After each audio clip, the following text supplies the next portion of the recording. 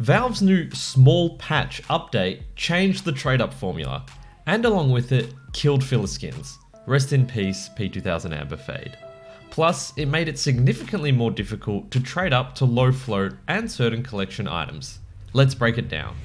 While previously the output float was based on the average float of all the inputs and then adjusted to the float cap of the output skin, the float caps of the inputs themselves are now taken into consideration.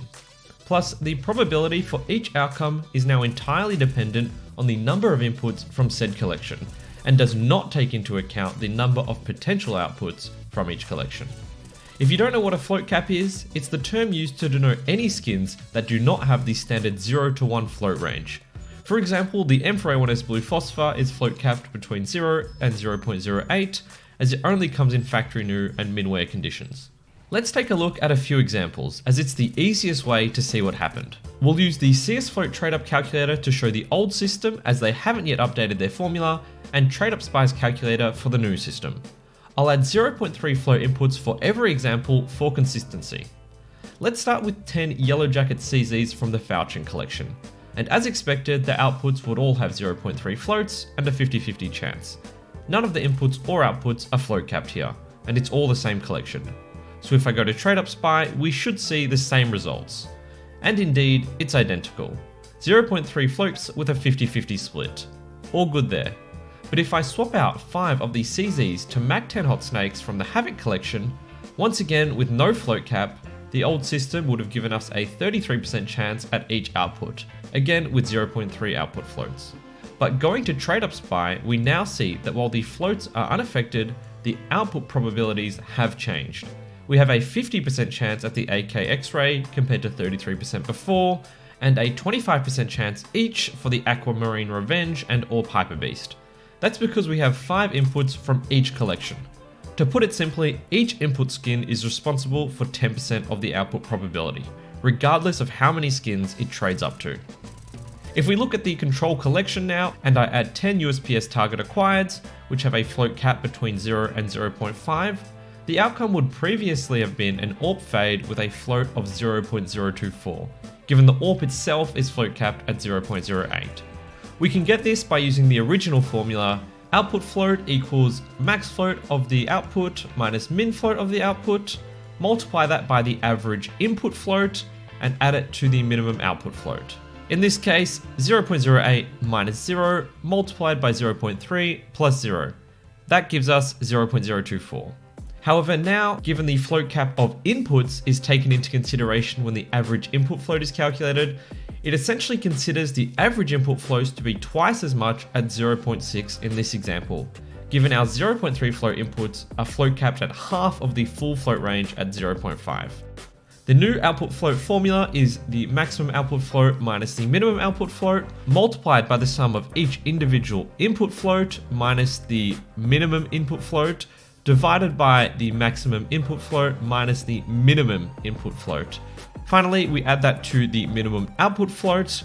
Yeah, it's a little more complex, but essentially this part of the expression is just saying for each individual input, you need to calculate its adjusted float, taking into account its float cap. So if we plug in the values for this trade up, we would get 0.08 minus 0 multiplied by 0.3 minus 0 over 0.5 minus 0 plus 0 equals 0.08 times 0.6 equals 0.048. In this instance, it's pretty simple since all of the inputs are identical and the float cap is just 0.5, so it's essentially doubling the average input float. Of course, this calculation gets more complex when you need to adjust the input floats of skins with different float caps, but you see the point. So what impact does this have on trade ups? Well, for one, traditional filler skins are entirely obsolete. The only reason people use the P2000 Amber Fade, the P90 Cold Blooded, or Deagle Urban Rubble was because they have only one output of the higher rarity.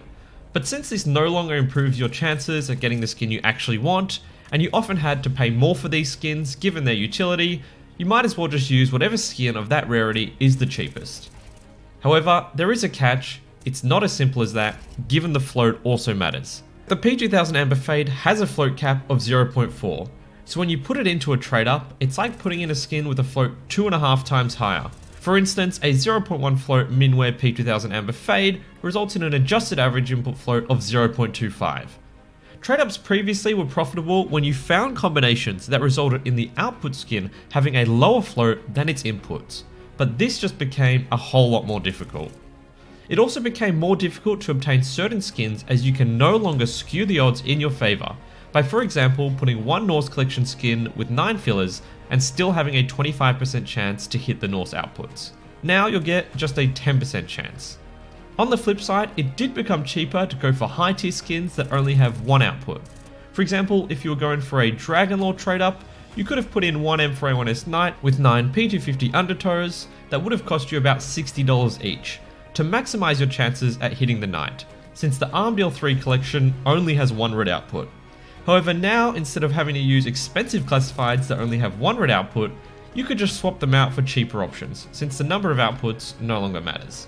Plus, the previous example would no longer even work, as the Dragon Lore would come out in field tested due to the float caps of the Knight and undertows heavily adjusting the average input floats. I do expect, however, that people will soon figure out which skins are now the best trade up fillers.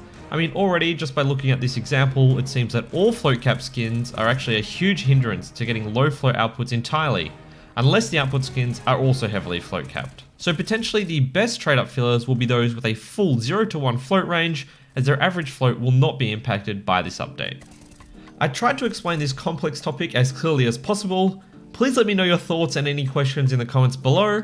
Be sure to leave a like if you enjoyed the video, and take care of yourselves.